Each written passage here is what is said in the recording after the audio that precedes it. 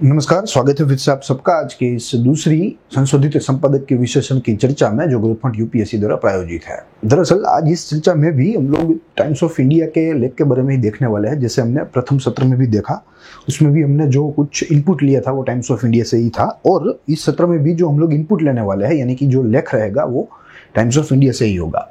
As you can see it is titled countering China, यानी कि China के साथ कैसे हम लोग व्यूहात्मक रूप से उसके सामने लड़े। जो चाइनीज प्रभाव आज हमारे ऊपर पड़ रहा है, आज हमारी सरहदों पर, जैसे हमें मालूम है कि तनावपूर्ण स्थिति है, तो इन स्थितियों में से कैसे हम लोग बाहर निकल सकते हैं उसका रोड मैप यहाँ लेखक के द्वारा देने का प्रयास किया है। As you can see other side on your screen, देखिए यह हमारी सरहद है और काफी लंबी सरहद है, और हमें मालूम है कि we are sharing this border with China along with 3 sectors। 3 सेक्टरों में हम लोग हमारी जो सीमा है वो चीन के साथ शेयर करते हैं, जिसको हम लोग आगे थोड़े डिटेल में देखने का प्रयास करेंगे। मगर समझना ये है कि आज चीन सारे फ्रंट पर, चाहे वो सीमा हो, चाहे वो आर्थिक बाबत हो, या चाहे वो अन्य कोई बाबत हो, मगर किसी भी फ्रंट पर, किसी भी क्षेत्र में चीन आज भारत के ऊपर एक बहुत ही बड़ा खतरा बनकर मंडरा रहा है। बहुत ही बड़ा खतरा, जिसका भारत को अंदाजा तो है ही, बिल्कुल अंदाजा है, मगर हमारी जो आगे की रणनीति जो होनी चाहिए, जो कैसी होनी चाहिए, उसकी चर्चा यहाँ लेखक के द्वारा हुई है। तो देखेंगे पूरा लेख, तस्वीर से शुरू करेंगे। बेनाम लेख है और थोड़ा महत्वपूर्ण लेख है, और लेख में बातें भी बहुत ही अच्छी की गई है जो हमारे लिए थोड़ी जाननी जरूरी है और हमारे परीक्षा दृष्टि से भी थोड़ा महत्वपूर्ण है। साथ ही में अगर विषय संबंधी बात की जाए, परीक्षा विषय संबंधी, तो जीएस पेपर 3 में सिक्योरिटी के पोर्शन में यह बात रहेगी, और उसमें भी हम लोग बॉर्डर एरिया जेंडर मैनेजमेंट के साथ हम इसको लिंकअप कर सकते हैं, यह पूरे मुद्दे को। प्लस आज की जो चर्चा रहेगी वो भी हम इस 2 मुद्दों पर ही देखेंगे। सबसे प्रथम लेख का निष्कर्ष देखेंगे, और साथ ही में जो लेख की जो महत्वपूर्ण बात है वो देखने का प्रयास करेंगे। हालांकि इस महत्वपूर्ण बातों में हमने हमारा जो रिसर्च एलिमेंट्स है वे यहाँ हमने प्लेस कर दिए हैं अलग अलग बिंदुओं पर, तो आज अलग से हम लोग यह संशोधित बातों को देखने का प्रयास नहीं करेंगे। तो शुरू करते हैं लेख के निष्कर्ष से, जो पूरी बात है वो देखने का प्रयास करेंगे, जिसमें मैंने एक बिंदु तो आपको बता दिया कि लेख में चीन के बढ़ते प्रभाव को एक खतरे की तरह देखा गया है, और बात भी सही है। हमें मालूम है कि चीन आज कैसे है, हमें सारे फ्रंट पर, चाहे वो जैसे हमने जिक्र किया कि चाहे वो बॉर्डर हो, या चाहे वो आर्थिक फ्रंट हो, या चाहे वो कोई इंटरनेशनल प्लेटफॉर्म हो, चीन भारत के विकास को सब क्षेत्रों में वो बाधित कर रहा है। साथ ही में इस चीन के दबाव को टैकल करने के लिए, उसको काउंटर करने के लिए भारत की क्या रणनीति होनी चाहिए, इसका जिक्र यहां हुआ है। भारत की रणनीति, साथ ही में लेखक ने इस बात पर जोर दिया है कि यह रणनीति को घड़ने में भारत को यूएस की भागीदारी, या आप कह लीजिए सहयोग, अवश्य चाहिए। तब भी हम लोग चीन को मात दे पाएंगे, चीन को हरा पाएंगे, चाहे वो युद्ध क्षेत्र हो, चाहे वो आर्थिक क्षेत्र हो, चाहे वो कोई अन्य क्षेत्र हो। तो यहाँ ये निष्कर्ष की बात रही, जिसके तहत 3 मुद्दे देखने हैं।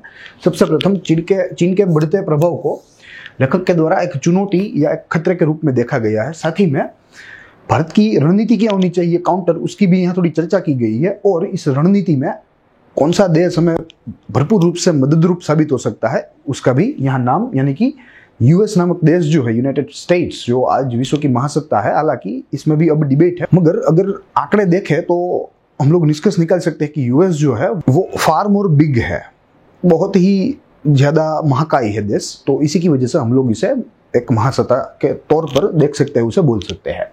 ठीक है, तो भारत के और यूएस के बीच में कैसी भागीदारी रहेगी या कैसी रहनी चाहिए, उसकी बात भी यहाँ लेखक के द्वारा की गई है। तो देखेंगे अब अगर लेख की महत्वपूर्ण बातें देखें तो सर्वप्रथम हमें देखना है कि जो भारत और चीन की जो अंतर्राष्ट्रीय सीमा है, इंडिया चाइना बॉर्डर या उसे इंडो सीनो बॉर्डर भी कह सकते हैं,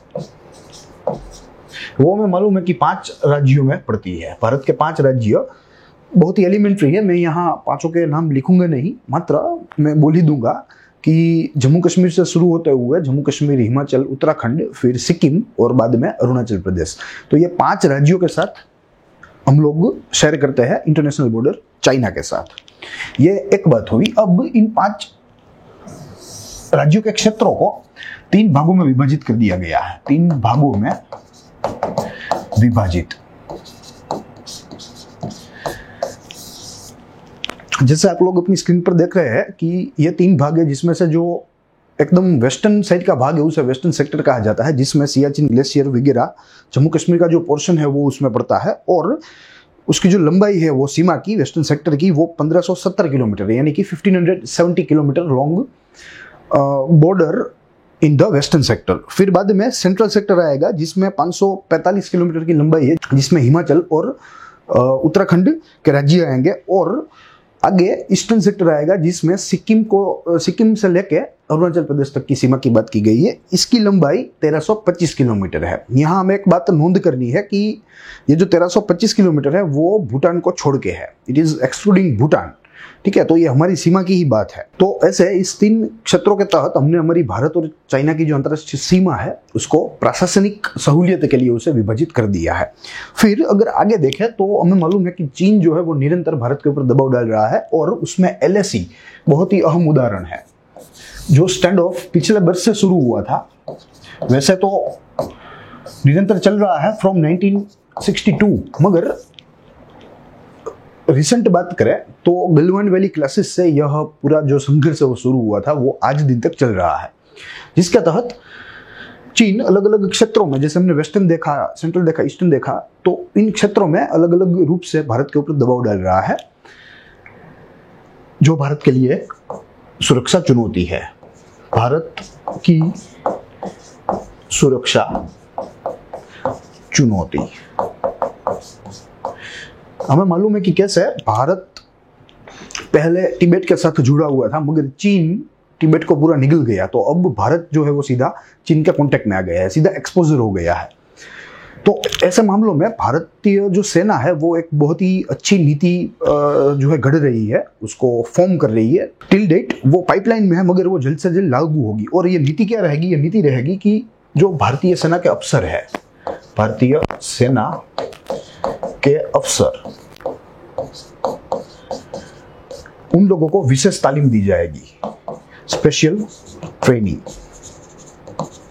किसके बारे में? तो मात्र और मात्र तिब्बत को समझने के लिए, to know Tibet, to know Tibet's culture, to know Tibet's history, to know Tibetan languages. ठीक है, ताकि हम लोग जो चाइनीज प्रोपेगेंडा है, वो चाइनीज इन्फ्लुएंस है, उसको यह पूरे क्षेत्र में टैकल कर सके, उसको हम कुछ हद तक नियंत्रित कर सके। तो यह बहुत ही बड़ी अच्छी योजना है जो भारतीय सेना के द्वारा अभी घड़ी जा रही है, मगर नजदीक के भविष्य में वो लागू भी हो जाएगी, जिसके तहत इन अफसरों को स्पेशल तालीम दी जाएगी ताकि वो तिब्बत को अच्छी तरीके से जान सके, प्लस चाइनीज जो प्रोपेगेंडा है, उसका जो इन्फ्लुएंस है, उसको भी वहां से कुछ हद तक खत्म कर सके। तो ये बात रही नीति की। मगर इस नीति को देख के मैं लगता है कि चाइना के बारे में जो हमारी समझ है, चाइना वो उसकी नीति के बारे में जो हमारी समझ है वो बहुत ही खराब है, बहुत ही कमजोर है। हम लोग कुछ नहीं जानते हमारे इस दुश्मन से, जिसका नाम चाइना है, जिसका नाम हम ड्रैगन भी कह सकते हैं। हम लोग कुछ नहीं जानते। हम लोग मात्र और मात्र जानते हैं पाकिस्तान के बारे में। हमारे जो भारतीय सैनिक जो अफसर है या भारतीय सेना है, वो पाकिस्तान के बारे में तो बहुत ही अच्छी तरीके से वाकिफ है, बहुत ही अच्छी तरीके से, क्योंकि सिंस इंडिपेंडेंस पाकिस्तान ही हमारा प्राइमरी राइवल रहा है। प्राथमिक दुश्मन जो है दशकों से वो मात्र और मात्र पाकिस्तान ही रहा है। मगर पिछले कुछ समय में अब चीन जो है वो भी एक उभरता दुश्मन भारत के लिए हो रहा है। तो इसीलिए भारत ने स्वतंत्रता के पश्चात मात्र और मात्र पाकिस्तान के ऊपर ही ध्यान दिया, अपनी सुरक्षा नीतियों को पाकिस्तान को ध्यान में रख के ही बनाया, जो एक बहुत ही बड़ी, लेखक के मुताबिक बहुत ही बड़ी भूल है, जिसको हमें आगे चलकर सुधार करना होगा। साथ ही में आपको भी दर्शक के रूप में आपको भी लगता होगा कि हम लोग चाइना के बारे में बहुत ही फ्रीक्वेंटली बात करते हैं। ठीक है, तो इसका भी मेन कारण यही है, क्योंकि अब चाइना जो है वो हमारा एक प्राइमरी राइवल हो गया है। वो एक पड़ोसी मात्र नहीं रहा, मगर पड़ोसी के साथ एक पाकिस्तान के जैसे ही एक प्राइमरी राइवल बन गया है। तो इसके ऊपर जितनी चर्चा करी जाए उतनी कम है।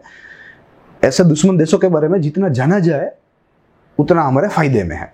तो इसीलिए हम लोग ऐसे मुद्दों को जो है न्यूज़पेपर में से पकड़ते हैं और आपके सामने प्रेजेंट करने का प्रयास करते हैं, चाहे भले ही चाइना जो है वो रिपीट होता हो। मगर जैसे हमने कहा कि चाइना ऐसा नहीं है कि मात्र और मात्र सीमा पे ही हमें जो है चेक कर रहा है या दबाव दे रहा है हमारे ऊपर, मगर चाइना हमें सारे फ्रंटों पर सप्रेस कर रहा है, चाहे वो इंटरनेशनल प्लेटफॉर्म हो या चाहे वो कोई इकोनॉमिक एक्टिविटी हो। तो इसीलिए चाइना की बात जो है वो करनी यहाँ आवश्यक हो जाती है। तो ये बात रही पहली।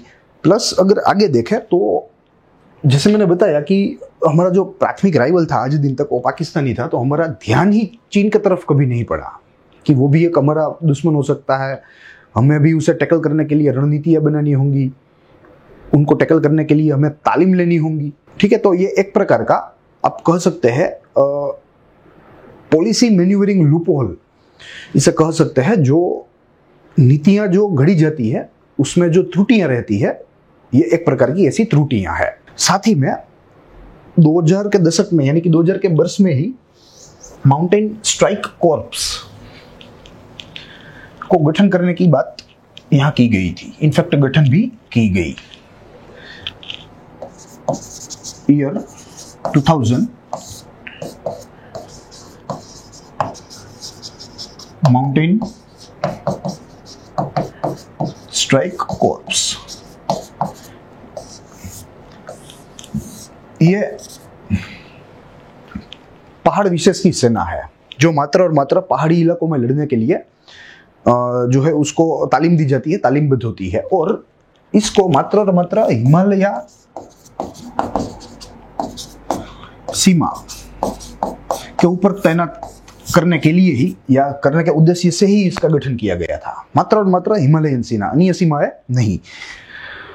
इस पूरे प्रोग्राम में लगभग फुल प्रूफ एक ब्रिगेड बनाने की बात थी, जिसमें लगभग 90,000 सैनिक को तैयार करने की बात थी। मगर दुर्भाग्यवश आर्थिक संसाधनों की कमी की वजह से हम लोग मात्र और मात्र आज दिन तक सिर्फ एक ही जो रेजिमेंट है उसको रेज कर पाए हैं। ठीक है, अन्य रेजिमेंटों को या उसके प्लान को हमें छोड़ देना पड़ा है। तो ये भी एक सेटबैक है। भारतीय सरकार को इस जो दिशा में भी बहुत ही अच्छा काम करना चाहिए। ऐसी कई सारी जो टुकड़ियां हैं उसको रेज करना चाहिए ताकि हमें मैक्सिमम जो है संरक्षण मिल सके इन बॉर्डर एरियाज में जो चाइना के साथ हम लोग शेयर कर रहे हैं। ठीक है, तो ये बात है माउंटेन स्ट्राइक कॉर्प्स की। उसके बाद अगर यूएस के साथ का संबंध देखें तो अब हमें मालूम है कि विश्व की महासत्ता में भी सत्ता परिवर्तन हुआ है। जो तगलगी ट्रंप एडमिनिस्ट्रेशन था वो अब निकल गया है और सामने जो डेमोक्रेट्स का जो बिडेन का एडमिनिस्ट्रेशन है, ठीक है, उसने जो है शपथ ग्रहण कर ली है, उसने अपना ऑफिस जो है वो संभाल लिया है। तो ये भी एक सकारात्मक बात है। भारत और इंडिया के संबंधों के आधार पर सकारात्मक बात। बिडेन एडमिनिस्ट्रेशन अब बिडेन एडमिनिस्ट्रेशन भारत के साथ मिलकर कॉम्प्रिहेंसिवली चाइना को बीट करने के लिए काम कर सकता है। हालांकि ट्रंप एडमिनिस्ट्रेशन में ये जो एलिमेंट है वो गैरहाजिर था, वो प्रेजेंट नहीं था। वो ठीक बात है कि ट्रंप और चाइना जो है एक दूसरे के सामने लड़ते रहते थे, मगर ट्रंप ने कभी सर चढ़कर भारत को नहीं बोला कि भाई आप जो करना है कर लो, चाइना के साथ हम लोग आपके साथ है। वो कभी भी ट्रंप ने नहीं बोला। वो अब बिडेन प्रशासन जो है वो बोलने वाला है, क्योंकि बिडेन प्रशासन जो है वो काम करने वाला है। उसको इंडो पैसिफिक रीजन में अच्छा काम करना है, चाइना के प्रभाव को कम करना है। तो ये एक जो है पॉसिबिलिटी है जिसकी मदद भारत को मिल सकती है। ठीक है, साथ ही में लेखक ने यह भी कहने का प्रयास किया है कि अगर भारत और यूएस दोनों हाथ मिला ले तो हम लोग ड्रैगन का जो गर्दन है वो निसंदेह दबा सकते हैं, उसको हम लोग सप्रेस कर सकते हैं, उसकी बढ़ती ताकत को हम लोग सीमित कर सकते हैं। तो यहाँ लेखक के मुताबिक भारत और यूएस को एक साथ हाथ मिला लेना चाहिए, क्योंकि दोनों लाइक माइंडेड नेशंस है और दोनों का प्राइमरी उद्देश्य भी ये है कि पूरे रीजन में से, पूरे क्षेत्र में से चाइना के प्रभाव को कम करे, चाइना की जो गतिविधियां हैं, जो विस्तारवाद की गतिविधियां हैं, उसे भी कम करे। तो ये रही आज की पूरी बात है, जिसमें हमने भारत और चाइना का व्यू देखा और कैसे हमने देखा कि चाइना जो है वो LAC के ऊपर निरंतर टेंशन्स क्रिएट कर रहा है।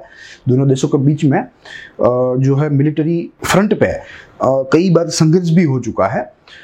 तो ऐसे माहौल में, ऐसे तनावपूर्ण माहौल में हमें US के साथ हाथ मिला लेना चाहिए, ताकि हम लोग ड्रैगन के ऊपर जो है दबाव डाल सके। साथ ही में अगर हमने US के साथ हाथ मिला लिया तो काफ़ी पॉसिबिलिटीज है, काफ़ी शक्यता है कि भारत एक आधुनिक मिलिट्री व इंडस्ट्रियल राष्ट्र बन सकता है। क्योंकि यहाँ आज के दिन मात्र और मात्र इंडस्ट्रियल बन के हम लोग सर्वाइव नहीं कर सकते। We need to be military strong too. हम औद्योगिक दृष्टि से तो मजबूत होंगे ही, मगर अगर हमें टिकना है तो हमें सैन्य की दृष्टि से भी बहुत ही अधिक मजबूत बनना होगा, ताकि हम लोग चाइना, पाकिस्तान जैसे हमारे प्राथमिक दुश्मनों को मात दे सके, उन लोगों को हरा सके।